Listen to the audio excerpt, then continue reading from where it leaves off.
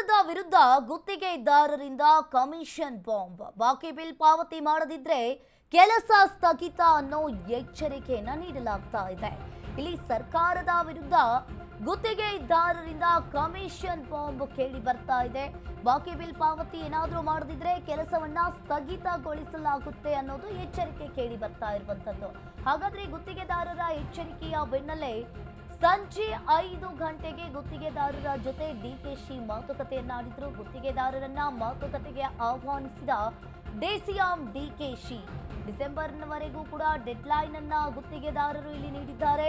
December ಒಳಗೆ ಬಾಕಿ bill ಅನ್ನ ಪಾವತಿಸದಿದ್ರೆ ದಾಖಲೆ ರಿಲೀಸ್ ಆಗುತ್ತೆ. ಸರ್ಕಾರದ ಭ್ರಷ್ಟಾಚಾರದ ದಾಖಲೆಯನ್ನ ಬಿಡುಗಡೆಯ ಎಚ್ಚರಿಕೆಯನ್ನ ನೀಡಿರುವಂತದ್ದು. ಹಾಗಾದ್ರೆ ಇಲ್ಲಿ ಕಾಂಗ್ರೆಸ್ ಸರ್ಕಾರಕ್ಕೆ ಈಗಾಗಲೇ ಎಚ್ಚರಿಕೆಯನ್ನ ಗುತ್ತಿಗೆದಾರರು ನೀಡಿರುವಂತದ್ದು. ಇನ್ನು ಸರ್ಕಾರದ ವಿರುದ್ಧ ಗುತ್ತಿಗೆದಾರರಿಂದ ಕಮಿಷನ್ ಬಾಂಬ್ ಕೇಳಿರುವ ಆರೋಪದ ಬೆನ್ನಲ್ಲೇ ಬಾಕಿ ಬಿಲ್ ಅನ್ನ ಏನಾದರೂ ಪಾವತಿ ಮಾಡದಿದ್ರೆ ಅವರಿಗೆ ಕೆಲಸವನ್ನ ಸ್ಥಗಿತ ಮಾಡುವ ಎಚ್ಚರಿಕೆಯನ್ನ ಇವರು ನೀಡಿರುವಂತದ್ದು. ಹಾಗಾದ್ರೆ ಇವತ್ತು ಸಂಜೆ 5 ಗಂಟೆಗೆ ಗುತ್ತಿಗೆದಾರರ ಜೊತೆ ಡಿಕೆ ಶಿವಕುಮಾರ್ ಅವರು ಮಾತುಕತೆಯನ್ನ ಮಾಡ್ತಾರೆ. ಗುತ್ತಿಗೆದಾರರನ್ನ ಮಾತುಕತೆಗೆ ಡಿಸಿಎಂ ಆಹ್ವಾನಿಸಿರುವಂತದ್ದು.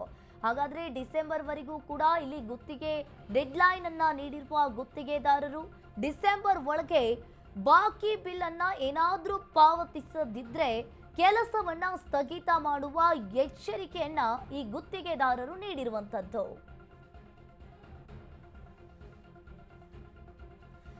ಇನ್ನು ಸರ್ಕಾರದ ವಿರುದ್ಧ ಗುತ್ತಿಗೆದಾರರಿಂದ ಕಮಿಷನ್ ಆರೋಪದ ಬೆನ್ನಲ್ಲೇ ಬಾಕಿ ಬಿಲ್ ಪಾವತಿ ಏನಾದರೂ ಮಾಡದಿದ್ರೆ ಕೆಲಸವನ್ನ ಸ್ಥಗಿತ ಮಾಡುವ ಎಚ್ಚರಿಕೆಯನ್ನ ನೀಡಿದ್ದಾರೆ.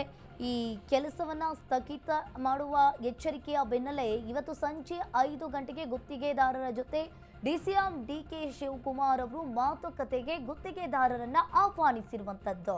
ಡಿಸೆಂಬರ್ವರೆಗೂ ಕೂಡ ಇಲ್ಲಿ ಗುತ್ತಿಗೆದಾರರು ಡೆಡ್ಲೈನ್ ಅನ್ನ ಕೊಟ್ಟಿದ್ದಾರೆ.